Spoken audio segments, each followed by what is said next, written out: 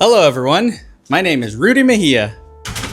Today we're in Bradenton, Florida, and we're going to be touring this model home called Rosemary, built by Kolter Homes. Now this home is beautiful. It's got 3 bedrooms, 3.5 bathrooms, and a den. Now all bedrooms have bathrooms and a walk-in closet. So if you like what you see, please don't hesitate to give us a call, and don't forget to subscribe. Now let's go check it out.